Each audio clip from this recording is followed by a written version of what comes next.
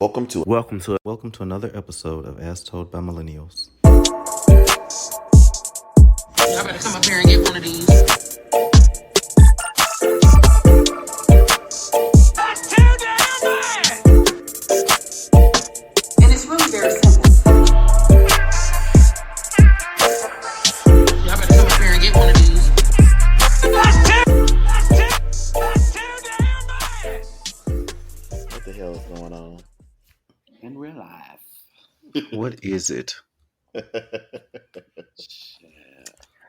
It's good Hi, to see you guys. Yeah, everybody looks really refurbished. I'm gonna say hot. Yeah, it's hot as a It motherfucker. is. It's definitely hot. This heat is unnatural to me. I don't understand why it's so hot, but here we are. Thank God for air conditioning and all of these amenities that we've been afforded.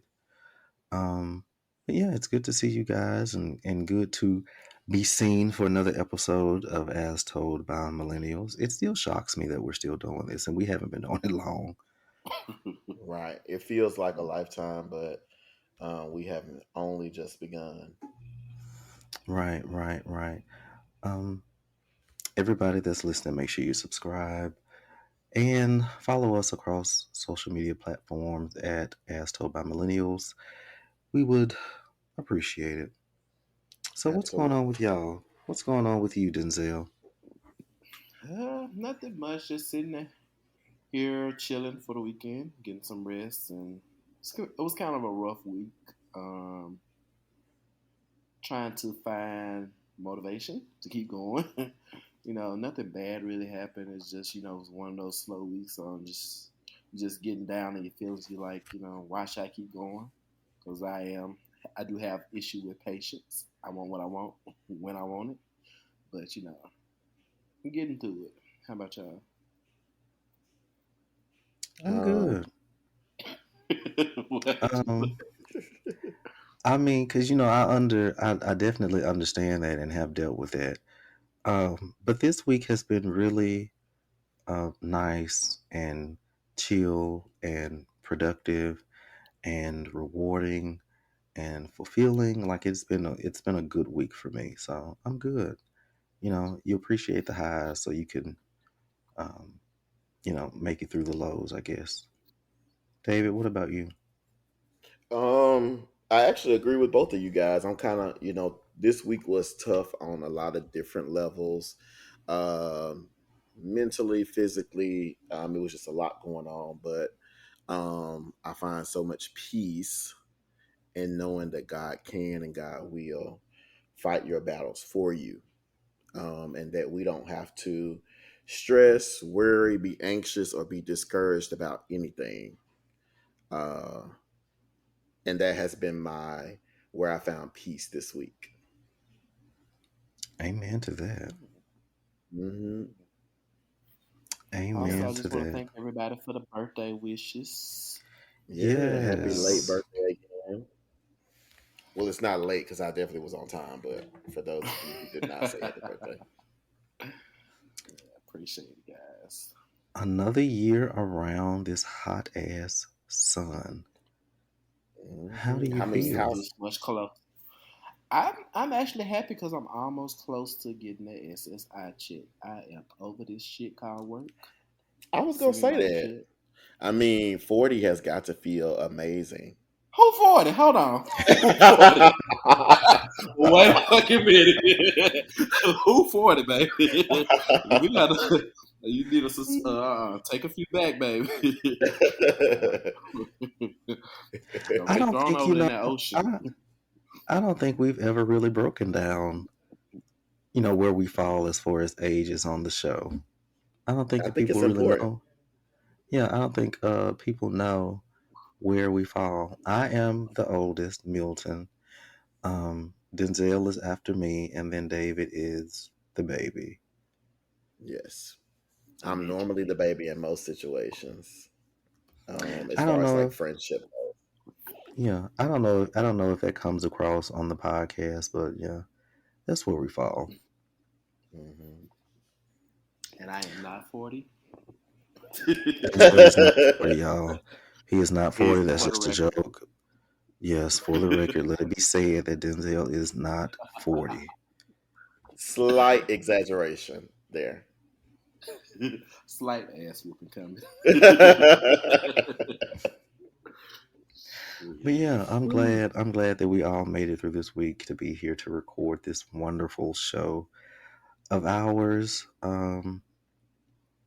I guess we can move into our happy hour segment Yeah. of the show. What's been going on? What's been happening? What's been popping in the social media streets in pop culture? I Yeah. guess.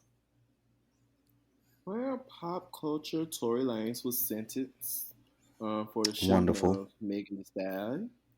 So we Absolutely got wonderful. We can move on. one person off the streets. Wonderful. We can move Ooh. on from that. Like that's all I got to say about that. Hmm. Did Tyrese y'all has okay. who? I have to say Tyrese has filed a $1 million lawsuit against Lowe's for discrimination. Lowe's. Yeah. Who is Tyra? Oh Oh, Home Lord Depot, Home Jesus. Depot, not Lowe's. Chat for Lowe's Uh try to see me, chat. No, Home Depot. oh, Home Depot. Yeah, it was some Okay. type of incident that he had. They profiled him I think a couple of years ago, but he's finally decided to file a lawsuit on him. Did they think he was in there trying to steal wood or power tools? Like, Something to that effect. oh, I mean, well, Tyrese may not just be like he might not just be a millionaire, but he definitely can afford some wood and Yeah, nails and hammers. Now, come on. but to most of right. them, we all look alike. We all look Yeah, alike, yeah, Yeah, man. that's true. I agree. sad to say. Sad to say. Did Um, y'all see the video, Usher's video called "Boyfriend" with Kiki Palmer? I've only seen clips of I it, didn't. but people are saying that it's really, really good. I I seen the little liked it. shade that she threw at him though. I liked it, and I love the pettiness of it. I love it. I love it. Yeah, He really fucked yeah. himself out of a whole good situation with I one mean, damn statement. I mean, and you know, for all we know, because Kiki Palmer is very quiet about her business, rightfully so. But for all we know, they could be living happily ever after. They could have squashed whatever that was and have moved on. Like we don't know. She probably went home and slapped him across the head a couple of times. I'm like, hey, whatever issue you got, you take it up with me. Don't be putting this shit out here on social media. You know. It's been So, confirmed they're separated now. oh, it's been yeah, I confirmed heard that that they're he separated. yeah, he has Yeah. filed for full custody of the son. He wants to take the house and something That's else. allegedly. 'Cause he came out Alleged. and It's said that. alleged. Yeah, but I think they have broken Full up. But I think custody. that like, like, come on, I'm like, with no Full money. uh, Okay. custody. take your termination papers and go. And go, please. Live happily ever I after. mean, the only way, and sad to say, because I feel like it works against a lot of fathers, a lot of good fathers out there. But usually, the only way that you, as a father, can get full custody from your child is if you prove that the mother is unfit or is some way a hazard or danger to the child. Because most judges, you know, and it's just most judges want to see children with their mom unless, like I said, she's unfit, unsafe, a hazard, or something like that, where it is just undeniable that the child will be better off with the father. And I don't think he's going to be able to prove that. No, I don't think Mhm. so. I mean, And because also speak. because of social media, you can prove that he was literally just upset because of the whole Usher thing. Mhm. And to be honest with you, I would say I ain't gonna say what he said was absolutely right but he was in within his right. Stand is just where he said it. Like you don't publicly shame your other half. You wait till you get in the house. But She come isn't home, Usher married? don't Usher, matter. I don't know if Usher is You married, but I think he is in a relationship with somebody. But I will say, I don't Yeah. feel like he was right for saying it. Even if he wanted to say it in the house, I don't feel like he was right for trying to dictate how she dressed just because she was a right mother. Now, if you had problems, you should have expressed your issue with it because before your she left the issue house. is not yeah, your issue is not necessarily what she has on. Your issue is how you feel about what she has It's on. it's Because a there's matter of opinion. yeah, it's nothing wrong with what she has on. It's just how it makes you feel. So you need to address your feelings and then express those to her in a way that she can comprehend. But saying that, Not for saying the that she's not public. supposed to dress, yeah, especially not for the public, but saying that she's supposed to dress a certain way because she's a mother is absolutely trash. It's wrong. Like that's not for you to dictate. It's not for you to dictate how anybody dresses. Yeah, to me, Because it kind of exposed probably an underlying insecurity that he has, and it's kind of like, well, maybe you don't feel like you're adequate. The reason why you feel so strongly about the way she dresses and the way she presents herself, because the media is going to feel how they want to feel, and if they want to sexualize her or whatever, but you the one that sleep with her at night, I so just feel like he could have whatever. just kept that to himself. Can't She could have waited till she got home. They had that little argument. And you would probably the argument probably would have been over. You probably been still laying on the leather couch, but now look at you at the bus stop. Could have had sex and got over it and went on about y'all business. Hmm. Mm-mm. And he's supposedly a You, writer, and they're on strike, so he can't even go back to doing that. uh-oh, bad blood, brother. You need to go somewhere and write. I will not talk about my girlfriend online 500 times like we used to do in school until we get it through our head. Yeah. That was so funny. I used to be so glad when I used to get those like assignments like that because I would I bring ain't that lying. mess home to my mama, and my mama would be like, "So what is this supposed to teach you? You're not doing that. You're not doing that. That don't make sense to me." It used to be great for um, me because I used to love writing. I hate writing, and I'm an English teacher. That's neither here nor there. Did you guys hear about Tyler Perry's offer was rejected to buy BET? Yeah, I I feel like it heard, was a I saw $1 million something short. about that. Hmm. They said it was like $1 million short in what they wanted. Yeah, and I feel like they kind of gouged it because of who it was that was buying it. They probably like, oh, he got another million to buy this house. I find it hard to believe that a multi-million-dollar deal falls through because of $1 million. Like there has to be some other stuff going on because if you're selling a company for let's just say the asking price or the agreed upon price was $150 million, I find it very very hard to believe that they are going to let that deal fall through because he only showed up with 149 million. And Like Yeah, on that top of is, that, he one of the his shows are one of the best shows that's on your network right now. Nobody else look yeah, at BET. yeah. I I feel like there mean, was something else going on with that, and I've read a lot of things that people were saying how it was just like some sort of decoy or some sort of plot to get people to like tune in to BET. But I don't know. I don't know. You'll never know we'll the never full know. That's details of way why. above my pay grade. Right. Shit, I I'm do just want trying to to buy some add. gas. Yeah. I do want to add one more current event. Have you guys heard about Hurricane Hillary? That is affecting the Pacific Ocean, which is not California, supposed which is to. odd. It's It very is odd very, because the very Pacific weird. Ocean specifically means peaceful. So there's not supposed to be like hurricanes and things like that in that ocean. So that's Hmm. pretty scary. Yeah. What that Bible saying said, those who are first shall come last, and those who are last shall come first. Hey, it is what it is. We've been getting Not you these don't went and found hurricanes. the Wow. scripture. Look, lay off of us a little bit.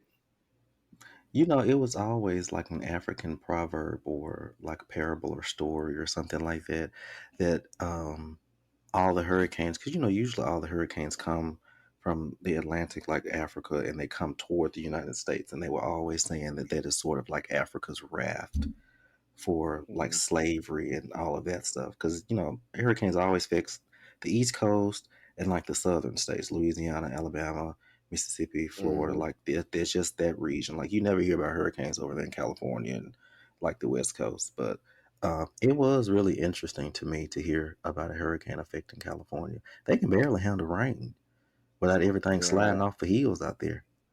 So Yeah, that I hope every I hope wildfire. everybody's I hope everybody stays safe. I saw this TikTok and this girl was like, and she was like, people just moseying around like we ain't got no damn hurricane. Like we can't handle nothing else out here. She was like, I see them shelves over there. Why they still got all that water on them? See, these people ain't playing. These people playing. They ain't doing right. Also, we would like to send our prayers to the Hawaii um child, I can say country. No, Island, Hawaii the citizens, yeah, island the in Hawaii. islands, yeah. Yeah, Um, they're going through a lot right now, and with time, you'll get through it. I will Yeah. say I find it very interesting that that whole island went ablaze, but Oprah's property did not have a blade of singed grass on it. But I'm just gonna leave that there. But you know what I'm waiting on though? I'm waiting to see us change all of our Facebook and Instagram pictures to pray for Hawaii like we did for what's the country over there that we sending all these billions of dollars to that don't like black people? Haiti or Ukraine or No. Ukraine. Haiti? Ukraine. Yeah, but I'm gonna just leave that there for y'all to think on.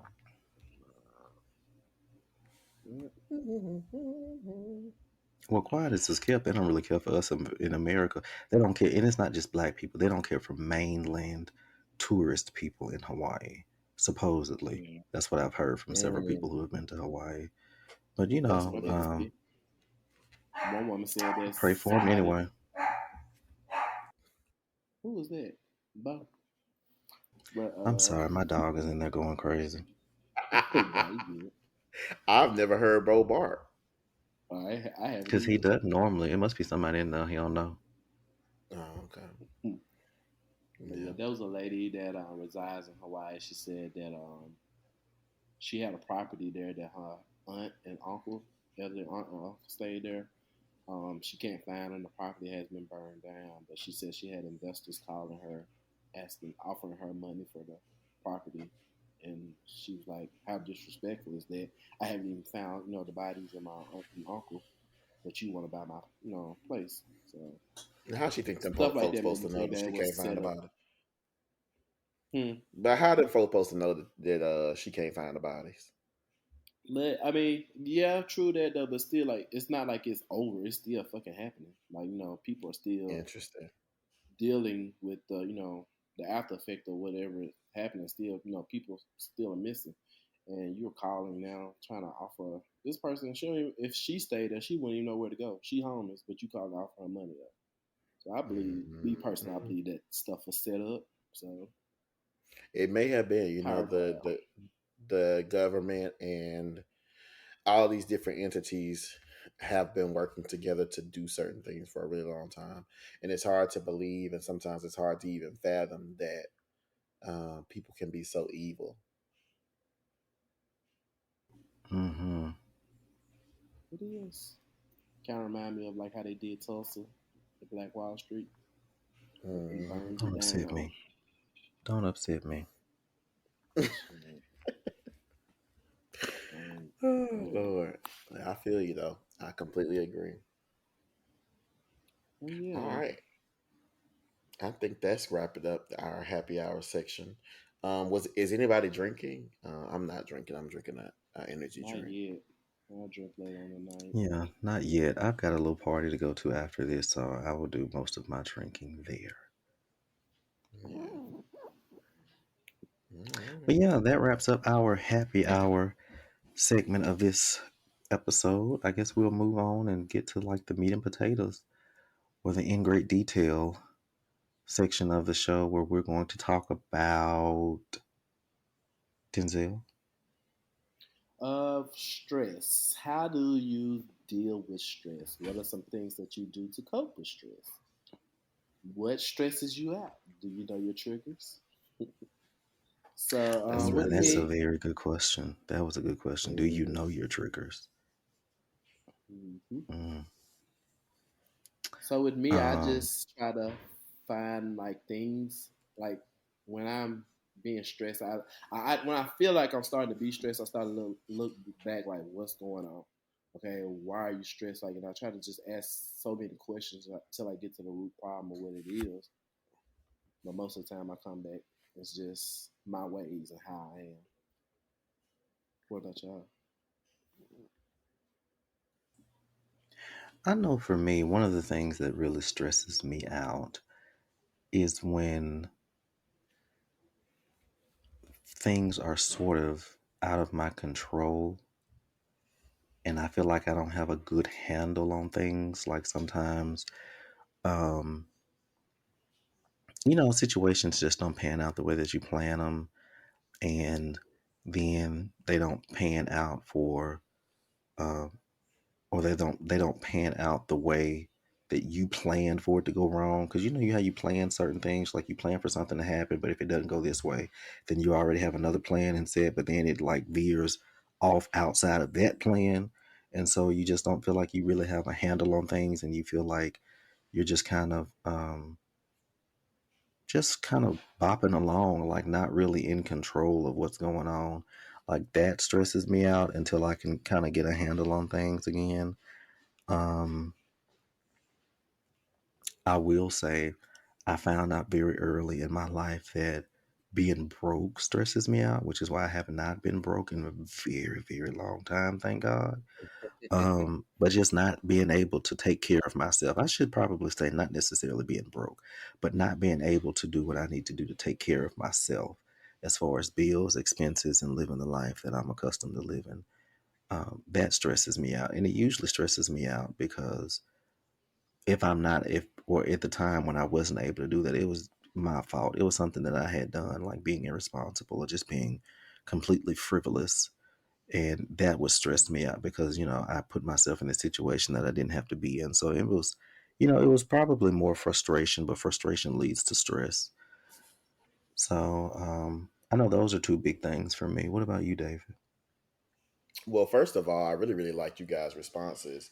And I think it's super important for us to define exactly what stress is. And I define stress as a state of worry or like mental tension that is derived from a difficult situation or a difficult moment. And it challenges all of us, right? And all of us in different ways and from different sources. Um, and I can remember the very first moment, like down to the time frame, the setting, and the feeling that I felt when I first experienced stress. And um, for me, live in a constant state of control. Like my entire being, I feel like I need to always be in control of what's happening. Not necessarily like being controlling, but I like to have a hand in how things um, are procured or how things are uh, laid out for me. Um, and over my life, I have had a lot of issues with dealing with stress, and it's taken me up until very recently to learn how to deal with stress.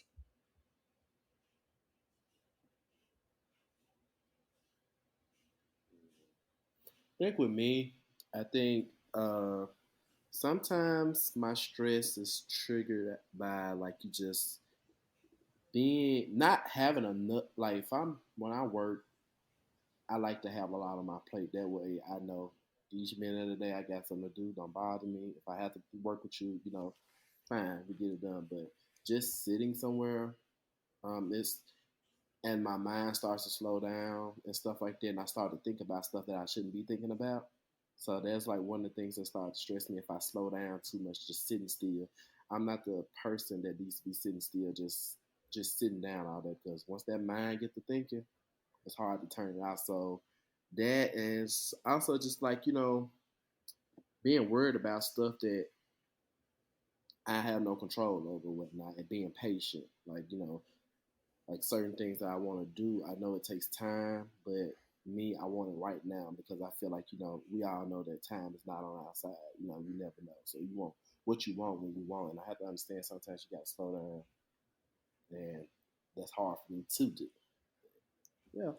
Let me ask you both a question based off something that you just said, Denzel, about your thoughts and how sometimes they stress you out if you get too idle. Do you control your thoughts or do your thoughts control you? Um, I could say I control my thoughts, but it's in a bad way though, because I'm How so? automatically I'm automatically trained to identify what could go wrong instead of what could go right. That's just how I am. I guess just like in my work, in my career, like some of the positions I had, that was what I was trained to do, and that kind of spilled over into my personal life. Like try to prevent something from going wrong before it happened, instead of just enjoying what is right when it's right, and then doing what you can to stop stuff, but not overkilling. And that's where I have an issue with. What Mm, about you, it Dave? sounds like your thoughts may be controlling you a little bit. Hmm. But And that's See, David, and, like, and that's perfect. That's perfectly okay. But I agree with Milton. I do agree. yeah, I mean, we Yeah. all have those moments until until we kind of snap into it and kind of pull ourselves back, where our thoughts kind of they get us a little bit. Everybody has those moments. But it was just interesting the way you put what you said at first, and it made me think of that question. But David, what about you? Do you feel like the majority of the time you're in control of your thoughts, or are your thoughts controlling you? I am definitely in control of my thoughts, but I know what it feels like to have your thoughts control you. And that's actually what made me start going to therapy. Is when I realized, like, wait a minute, these thoughts are really causing me to not inflict harm on myself, but it is harming my body to be in a constant state of stress and allowing the world around me or the things that I'm thinking to make me do certain things or make me respond in certain ways. So, yeah, I would say that I am in control of my thoughts. Hmm. What I about feel like yourself, I've Milton? gotten better. I feel like I've gotten better mainly because of therapy at learning how to control my thoughts and identifying when, I am feeling smothered by certain thoughts, and um and how they play out in my habits and the way I respond to things. Like sometimes, you can obsess, like Denzel was saying, like you kind of identify, or you've been trained to identify, to always identify the things that could go wrong. And sometimes they can almost become obsessive, where you don't see, this wonderful completed project that you completed right in front of you, because you're obsessing on what could go wrong, or what could have been done better, or what you should have done differently. So I've gotten much better at or controlling, and then being able to identify when that control is slipping away. Hmm. So, but And yeah, I that's where think the it's trick kind of that's what I lies. was saying. Hmm. Yeah, it lies in being able to Yeah, realize, okay, snap out of it. yeah, because sometimes you can get so far gone into it, and so engulfed in whatever those thoughts are, that you kind of lose your handle on things, and you kind of veered off into something that is unhealthy, like you said, for your body, and it just brings you a lot of stress, and just causes you not to be in the best mind, in the best state of mind. That's why you have to have like a healthy habit or something that brings you out of that mood that you enjoy doing. Like when you identify yourself going down that avenue, you're like, all right, it's time to do something. Let's do something about it. Let me do something that I enjoy doing, or brings positivity to my spirit, so you won't sit there and think about it. And that's what Hmm. me, like, I know when I'm going down that path. Like I know when I'm like, here we go again. And I try to do things to like counteract it or whatnot. Sometimes it'll work, sometimes it doesn't. But yeah. Yeah, and I think Yeah, it's what are important what are to have. some of the things that you guys No, have go in ahead, place Milton. that you do? What are some of the things that you guys have in place that you do to counteract that, or to offset that from happening? Me, I will sometimes I will just cut on YouTube, and I love music, so I look up like certain live performances or whatnot that brings me joy. I love hearing certain singers sing, and that'll knock me out of the mood. Or also, like I'll go to the car lot, and just walk around and look at other cars. It's just something that I enjoy, that takes my mind out of a negative space or whatnot. So those are just two of the things that I do. What about you, Dave? Yeah. Well, for me, I keep a number of scriptures handy that talk about stress. And that was one of the things that my therapist taught me was to have things that brought me joy, whether it be songs, whether it be scriptures, or whether it be people, or a combination of those things that could help me transition my mind or change my mind when I started going down a path of stress or anxiety or whatever. Um, Psalms is always a good book in the Bible to read that talks about when anxiety was great within me, your consolation brought me joy. And then in Proverbs, anxiety weighs down on your heart, but a kind word cheers it up. So those types of scriptures would always encourage me to take another step or to change my train of thought and just to realize that, it's natural, it's human, but God is always there to kind of, lift us up, even in those tough situations. What about you, Amen. Milton? Um, for me, one of the tools that I was taught in therapy was to take inventory and to focus on those things that are factually true. So if I'm stressed out about a project or I'm stressed out about something, um, I look at the facts of what it is, not what my stress and my anxiety is leading me to believe or trying to Hmm. impose on me, but what is actually true about this. I finish this assignment? Yes. Or project? Yes. Were they pleased with it? Yes, because they told me so. Not well, they said they pleased with it, but if I had done such and such, they probably would have reacted this way. Like, no, don't go into that whole thing. They said that they liked what I did. Go with that because that's what actually happened.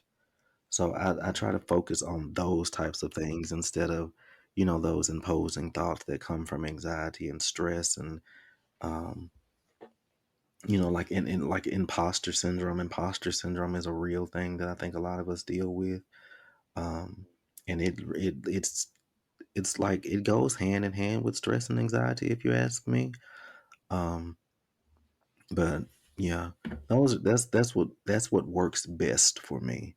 Just really focusing on what is actually right in front of me, not what I am adding to it, not what I am, not the situation that I'm creating in my head, but what is actually right in front of me that is happening right now. You know, there Yeah. was something that happened the other day. I don't know exactly what it was, but it made me think to myself.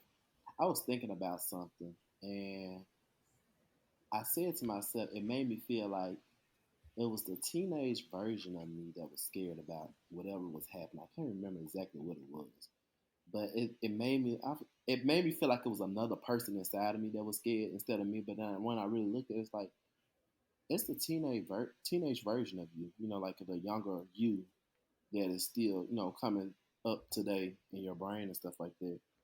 And it, it just let me know that I still had trauma from the past, some certain things that happened that I haven't dealt with yet. That still trigger certain feelings and responses for me. Okay, well I've got another question off of that.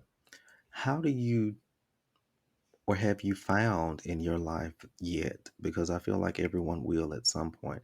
But at this point in your life, have you found that you have transitioned out of some of the things that caused you stress or transitioned past some of the things that caused you stress and anxiety and stuff like that? Like, I know we still hold on to some things from our childhood that we're still working on, that we're still trying to conquer.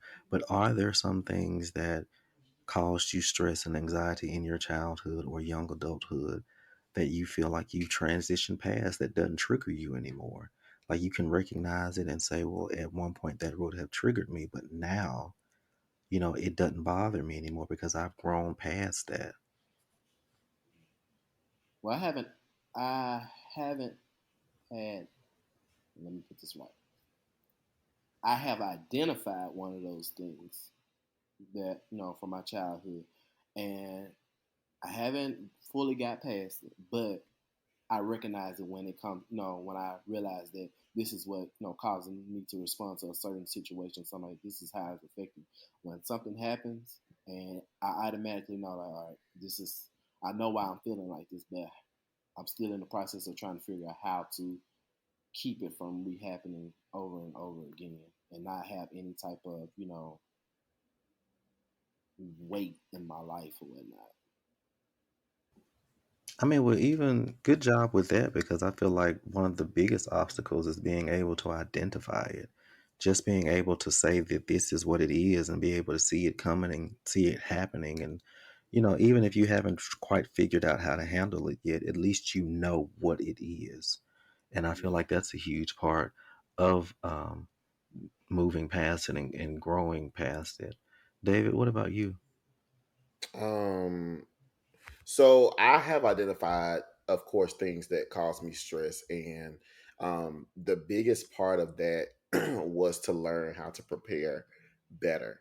So I'm a huge procrastinator. So what I have learned is that number one, don't lean to my own understanding of things. Don't create narratives in my head that will create stress, but also prepare myself for those things that I know will cause me stress so that I don't feel as much stress and that I go into life uh, with a more positive attitude on the outlook of things, rather than just expecting things to fall into place. Okay. What about yourself, Milton?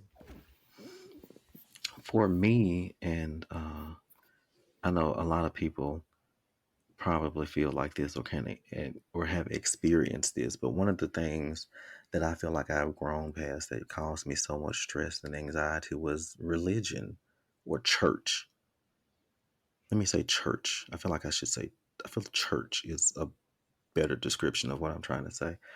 But just church, just the experience of church and kind of feeling like you're under that thumb and that scrutiny and um, that control that church and some religions try to exert over you. Um, but now, because my family is really really big in the church and the lines of family and church can sometimes be blurred in families who are very deep in the church, because it can almost seem like if you're going to be a part of this family, you have to be a part of the church. And you can't have one without the other. It almost seems that way. But now that I've gotten older, I can see now that that is what people believe. That is what they believe, and that is the particular belief that they subscribe to. And there's nothing wrong with that. There's nothing wrong with it. I feel like the thing that was stressing me out was the fact that I didn't know how to say, well, I don't subscribe to that particular style of belief. Or maybe I do, agree with some of the things or most of the things or even all of the things that, you all believe in, but it's not going to show up in me the same way it shows up in you all. Like I'm not Hmm. going to act the same way that you all act about religion and, your faith and everything. And that's okay. It doesn't mean that I love God any less and he loves me any less. It doesn't, that's not what that means. So I feel like navigating that or navigating that whole church hurt, as we like to call it, especially those who grew up very religious, that is one of the things that I know I have grown past. And so, Yeah, um, I completely, yeah. I completely agree with that. I think that like I know how it is to be involved with church, especially being a pastor's kid, knowing how to maneuver the different aspects of church and how church is ran. And especially when you're family, there are certain things you can't do, certain things you can't say. And I think that when it comes down to church, I am a little bit more of the radical one, but I'm also very level headed when it comes down to how the church deals with people. I feel like the church has to be very careful how we deal with the people that call this church a home or the people that lean on this church for uh, spirituality, just base level, or that lean on this church for a shoulder to cry on when they need something. And I want people to experience church in the positive ways I have, not in the negative ways that I have. I Right, right. definitely. Because church, I definitely will say that growing up in the church has helped me tremendously in my life Hmm. and to get over certain hurdles in my life. There are times where there are some situations where you're just not going to be able to figure it out. Hmm. Your human mind is just not going to be able to figure it out. You're going to have to call on something bigger than yourself to either guide you or pull you through or at least just comfort you while you're in, whatever it is you're going through. And so I do thank church for that I can always go and and draw on that love and that comfort that God offers me. And yeah, I do want people to experience the positives of church, although there are negatives, but I don't. There are negatives in everything, so I'm not one that harps on the negatives. And me and my father have a lot of talks about his church and and religion in general, and I'm not overly critical of church, but if something is wrong or something can be improved on, then I feel like we should definitely shed light on it. So, Yeah. Denzel, what about you? You have Me, any I just had. experiences with church?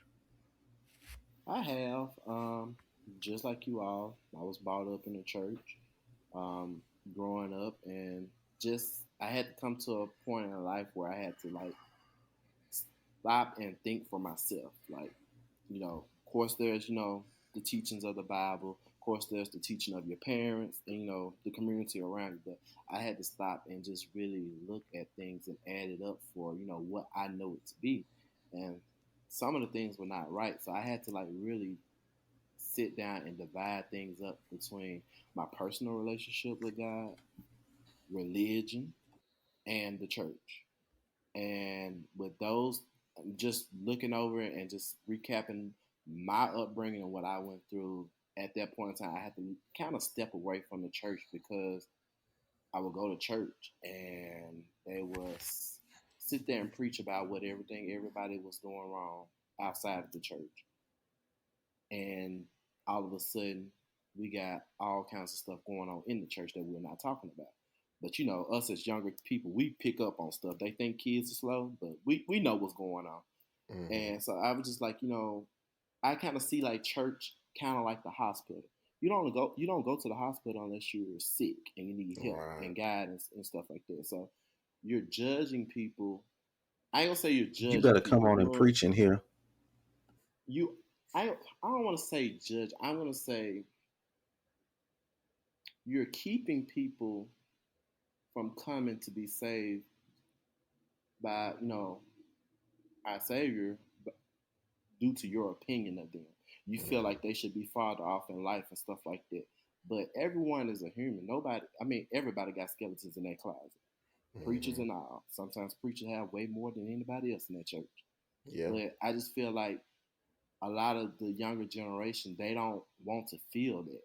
And sometimes they don't have that personal relationship with God to understand, like, I ain't gonna say you don't need the church. I ain't gonna say, you gotta have the church, but you gotta have that one-on-one relationship with God because at the end of the day, you're only responsible for yourself with Him. The church can't save you. You can go to church every week and still be right there on the front fit on the grill in hell, burning up. Yeah. I like But that. you just gotta. I had to step up and just create my own relationship with the Lord because it was so confusing. I got one person telling me, the church telling me this, my parents telling me this, like this is how you treat people and stuff like that and stuff like. But it kind of got confusing because church saying one thing, my upbringing saying another thing. It's just like I'm a logical thinker, so I know what's right and wrong, but this is not adding up. So I had to take away both of them from me, my upbringing and the church, and just have create a personal relationship with God on my own. Right. And I think what people do is people create this narrative that uh as a preacher that you're not supposed to have skeletons in the closet. And I think that they think that as a Christian, you're not supposed to have a past or skeletons in the closet. And quite honestly, I don't want no preacher who ain't got no past. Don't say nothing Because to me. what don't say nothing to me, because what can you teach me if you have not experienced the things that I'm Mhm. experiencing, And I think that as people of faith, we have to learn that, Romans 8:28, when our faith moves out of our head and into our hands, so our works is what allows us to grow. Being out there going through things is what allows us to grow. When we experience hardships and when we experience church hurt, even church hurt can grow us into the people that God wants us to be. And we just have to be in a place to not give up or say, "Oh, I'm not fooling with the church no more," because you experienced something bad. And sometimes you kind of have to flip those things into saying, "Okay, this is my experience now. This is experience that I've gained, and not necessarily that somebody hurt me." And on the flip Hmm. side as well, I was able to go to a church when I stayed in Tupelo. I was able. My brother invited me to a church that him and his wife was going to, and the time I walked in that door, I felt the love. I felt like people bonding together to understand the word and just like build this relationship with God. Like this church did everything. Like when you came through the door, everybody was shaking your hand. They weren't worried about what you had on. They didn't want to worry about your past and nothing like that. They did so much for the community. Like that was one of the big things too. Like every week they were having something for to help the community out with people with food, people with clothes, coming back to going back to school drives, all that type of stuff. And like I feel like that's what the church is there for. To like I don't like to be in a church where we're putting so much money into the church and the members are struggling, the community around the church is struggling, but the pastor is he's pulling off in a Range Rover with private security and stuff like that. That I don't I don't see the point of churches like that. But that church that I went to in Tupelo, like it was so amazing and it made me like want I look forward to going to church every Sunday with that church. Yeah. And But it's let me ask you this. Do you when it comes down to that, and this I'm gonna ask this question not against you, but just as being pastors' kids or preachers' kids, do you feel like it's an issue for a pastor to drive off in a Range Rover? And the reason why I ask you that is because if you're in the congregation and you see the pastor pull up in the Escalade or Range Rover, that does not necessarily mean that the church has funded that Escalade or that Navigator or whatever. Some pastors go to work at true. their own job outside of the church and are able to provide for themselves. And I think that it's a lot less on the pastor and a lot more on the organization of the church that allows a pastor to be able to afford those types of things, because you should be writing your pastor a salary. If you have a certain board set up the way church is supposed to be organizationally, Mm-hmm. there should be a board that approves what a pastor's salary is, and not necessarily, oh, he taking our tithes. And I think that sometimes we create those things and we create those narratives, and then we put it out, and then people who are not churched won't ever be churched because they say, "Oh, well, I'm not going to give my money to a pastor," and that's not necessarily how it works in all cases. But when you look at it also on the flip side, you ask yourself, is the pastor preaching for the love of God or is the pastor preaching for a wage? And then when you also look at it, they sometimes when people be in the Congress and they're praying, they're having issues, and all the pastor says, I know you don't have the money for that light bill, but pray to God and He'll make a way. But here the pastor, sit up here with money in your pocket, knowing that this would be like a drop in the bucket for you to help this person out, but you won't do it. But I disagree with that. And spiritually, it as the pastor, it is not my job to pay your bills. It is my True. job to show you how to lean on God for yourself. Because if I pay your bill, or if the church pay your bill every time, then church becomes your God. And then you no longer lean on God for the things that you need. And I think that it's okay to ask for help. I think Yeah, that, that's what it's like. It's help, not like coming to every month asking I ain't got money for the bill or whatnot. We know you Hmm. something like that. But sometimes people get in a hard place and the church Yeah. don't really help them at all. They just tell them to pray about it, and it's just like you want us to I am like you want your members to come in and give that tithe, regardless of what their situation is and what you're Hmm. short on. Pray to God about it. But Hmm. what are you doing as a church to help your members and community? Because I mean, yeah, we're getting you're saving up money for parking lots and stuff like that or whatnot. You Hmm. still, it's still other things that your members need. This is supposed to be a family. We should be able to lean on each other. And I think in some of those cases, those things are correct. I think that there are cases where churches can do more, but I think we have to be careful on what is situational and what is all churches or what is True. spiritual. Yeah, we have to be careful about that because we can say, "Oh, church don't do this," but that's just your church. Yeah.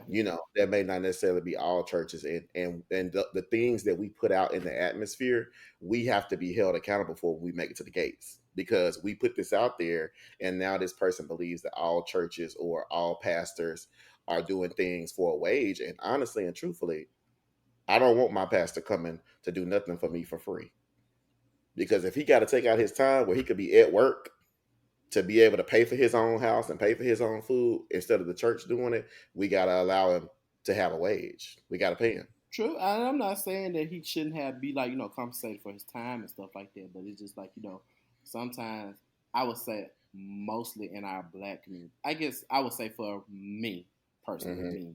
That was most of the only churches I've been to. I've been in the black community, and the one church that I have been to that was kind of like mixed. It was a Hmm. totally different thing. Uh, it's just the atmosphere is just giving, you know, give, and get what you can get. And it's not like it's not both. It's not a two-way thing. That's what I feel like. And when I Hmm. when I go places whatnot, of course I know the pastor has to be paid. I want to make sure that our focus on is just understanding the word and being loved and stuff like that. But some churches you go to, when that bowl go around with money and it's not enough ones to get back up to that pulpit, send it around again. Like, Yeah. mm, come on. I'd have been in a church like that, and I'm just like, all right, yeah. So this is what we're more focused on the money that's being brought in instead of you save, helping me be saved and stuff like that. Yeah. Bill, to what you quiet?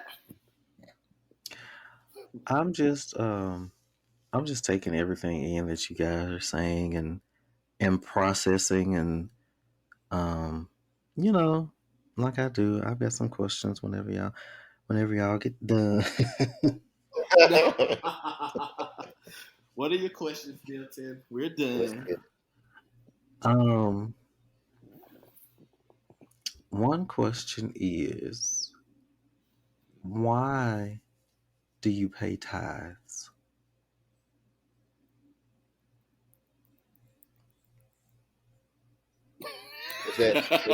is that for me? It's for anybody who wants to answer. It's for both of you actually, and I know why. I'm not asking as if I'm ignorant to the subject. I'm asking on your personal views. Why Mhm. do you pay tithes, or why do you feel like you should or shouldn't pay tithes? I feel like you should pay your tithes, number one, because uh, the Bible dares us to trust God with our first 10% of our income. However, I do personally struggle with paying my tithes, and I struggle with trusting God with my tithes, personally. And one of the reasons that I do pay my tithes is because I have seen the works that God has done for people who do faithfully pay their tithes. Um, so that's why. Denzel. Me, I I see tithes as money that you're giving to have a place to worship and help out as a congregation to make sure that everything is in order so the congregation can get what they need. We got lights, we got a building, we pay the ushers and the band musicians and all that stuff. and that's God's house. That's His money. That's the money that God needs to to operate this house, so you can have a place somewhere safe to worship and get a better understanding. Um, I have issues with paying tithes as well, and that's something that I have to get better with. But I feel like it has also something to do with me finding the right place to worship and making me feel, wanting to tithe and just see the work of God just being done right in front of me. And but and I also want to say this, that my opinion of, like, me and Dave just got to talking about the pastor and stuff like that, about the paying the money and stuff like that, the wages and stuff like that. Is not to like discourage anyone, but that's the view that a lot of young individuals have today when they see the church. That's the opinion that they do have, and like we have to find some type of way where we can change that motive, that narrative that they have of the church, and meet them somewhere, in the middle. Because the kids today are a new age type of people, and we have to meet them. Hmm. I agree with that. I feel like a lot of them are so discouraged by the time they actually become knowledgeable about the church and how the church works that they don't actually get that far in to understand the inner workings of the church. But back to tithing, what is your issue with paying tithes? Me. Hmm. My issue with paying tithes, like I just said, is just like not finding the right church and not going to church consistently as well, to pay tithes and whatnot, but just finding the right church where I feel like I'm getting all the materials needed for me to, make it to the other side with the Lord, and also just, blessing His other kids with the money. I want to see where the money is going. If we're giving this money to God, God is going, is going to bless me and others as well with that money. So I want to see it instead of just giving the money and I don't know where it's going or whatnot. So I think with me, I just have to find a church where I feel the love and they're transparent about what's going on with the money, and I can actually, see it, like, with programs, outreach programs for the kids and stuff like that and stuff like that. But that's on me too, What, Mark, now, my next question is though.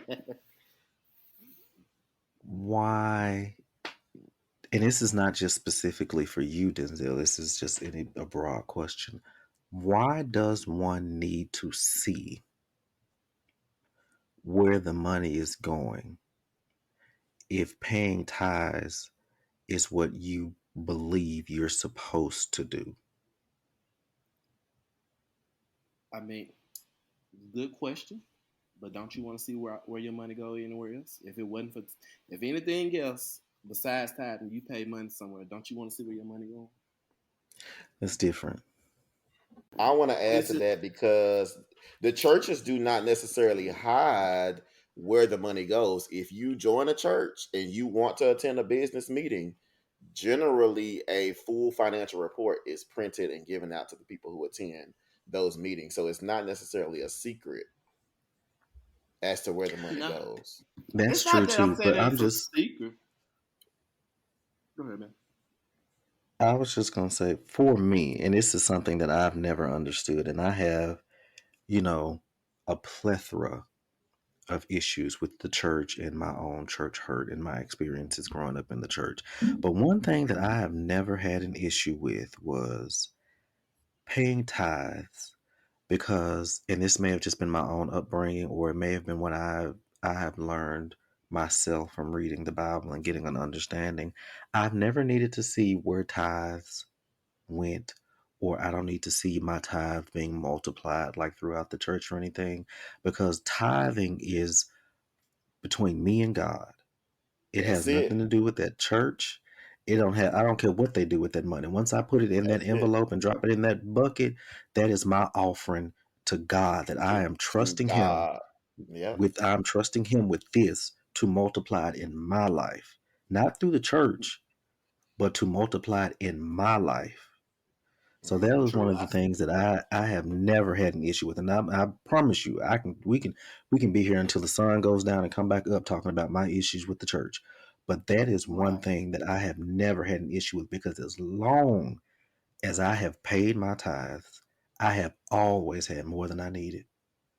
And when True. you Always. don't, when you miss your tithes, when I tell you, when that bank account get low, you be like, damn, I should have paid my I mean, tithes. I And get what not y'all saying. just monetarily, but as a whole, the extra protection and the extra love that you receive from God when you do honor that request to pay your tithes is unmatched. I'm gonna be real, it's unmatched. I get what you all are saying because like that's just the same as like if you will see somebody homeless on the side of the road and you give them some money, you never know. Some people like, oh, they're gonna go smoke it away, and you just like, well, I did my part. I see Hmm. that part, but I just with church, and this may be from my own church hurt, maybe from the past. There's something that I have to deal with church or whatnot. It's just like you're constantly putting money into an establishment with, you're giving it to the Lord. You're saying you're giving it to the Lord, but then like I don't know, it's just different. Like you just have to. For me, it's different. Like I would just love to be I like get it. for. I get it. You definitely want to see it, and you want to know that what you have taken from yourself, because I guess it to some people it feels like that you're taking from yourself and putting it to this place, and you want them to do right by it, because otherwise you could have just kept it to yourself, or you want them Like, to and it's you want to like a see it put recur. to good use. Yeah, you Yeah, want and to it's like see a it put to good recurring payment. use. So, um, but in I've always felt that intention plays a lot into it, and if my intentions are pure about giving my tithes to this church, if the church is misappropriating funds or misusing these funds, whatever, that's on the church. Because like you said, I did my part. Mm-hmm. That's kind of how I look at it, and I don't think that far into it. But Yeah. I do understand where you're coming from, and that I mean that is honestly, like you said, that's a lot of people's issues, not just young people, but that's a lot of people's issues, especially in this economy. Money is very touchy, and it's hard to come by, and it doesn't go as far as it used to. So, we talk about 10%. That could be you know, $60 for some people. To some other people, that could be, $150, $200 coming out of their check. And that's a lot to some people. That's a lot to just have to miss out on when they don't see the benefits being reciprocated back to them. So I Mhm. definitely get where you're coming from, or not necessarily the benefits being reciprocated back to them, but just they don't see the fruits of that Yeah. in front of them, and they don't see how that seed is being planted and being nurtured, and the benefits of that are just being shared amongst those who need it, because I feel like a Yeah. lot of people would pay tithes, like you said, if they felt like it was going to people who needed it, and it was going to help people, the less fortunate, back to school drives, the elderly, stuff like that. Like a lot of people wouldn't mind paying ties for that. But I feel like that is an issue that a lot of people just don't know where the money is going. I personally feel that you may just be too focused on the money of it, but I'm not. I don't have the wherewithal to say that your feelings are not valid on that. So I get it. I definitely It's just get like it. the church is supposed to be like the staple of the community or whatnot, and it's like we are you the Bible. I'm not a big Bible person. I don't know verse for verse, but I'm pretty sure there's some story in there that somebody went somewhere, to save people. Went out their way to save people instead of having to wait till people come to the church. Sometimes you got to get out the church and go out and find folks and see, try to help them come to Christ. Church is not just for you to go to church to just get the word. Sometimes the word got to come out the door. Yeah, I mean, that's very, very true. We hear all the stories of Jesus about what he did for people, and I don't know many that took place in a church. Right. Mm. So Yeah, that's that on that. That was a good conversation, though. yeah, I Good feel like conversation. this was a really, really good conversation. Does anybody have anything else to add? No, I enjoyed hearing all the perspectives and the different, different things that we as Christians or followers of Christ, because sometimes the whole Christian thing, y'all really be messing us up. But but as followers of Christ, I really love to hear that even though we all have our own things that we deal with, that we're still able to talk through things and listen to each other's Yeah. perspectives on things. So that's good. I enjoyed that. Just identifying what the challenges that some people have. Just trying to see how can we meet in the meet in the middle, so Yeah. everybody can have their Yeah, chance to be yeah. saved. There definitely has to be. Um, in most cases, I will say, I feel like you have, cases like um, racism and sexism and all the other stuff where there's no compromise to be had. But in most cases, there is like a compromise that needs to happen on both sides, so everybody can um, be better off, you know, Mm-hmm. uh, based on the situation. But yeah, this was a really, really good conversation, and I'm glad we had it. I don't think we thought the conversation was going to go that way. We had like some talking points, but I don't think either of us thought the conversation was going to go the way that it did. And those are usually the best conversations. So I am glad about Yeah. that. Hmm. Um, but yeah, this has been another episode of As Told by Millennials. We thank you guys for watching or listening. I'm sorry. Make sure you subscribe to the podcast wherever you're listening and follow us across social media at As Told by Millennials. And check out the website too. Yeah. Also, if you got any opinions or questions or concerns about what we talked about, we do have a section on our website where you can input your thoughts, and maybe we'll read it on the next episode. This is true. This is true. So check out everything dealing with As Told by Millennials. We appreciate it. And we will catch you guys next time. Y'all better come up here and get one of Deuces. these. All right. Deuces. Peace.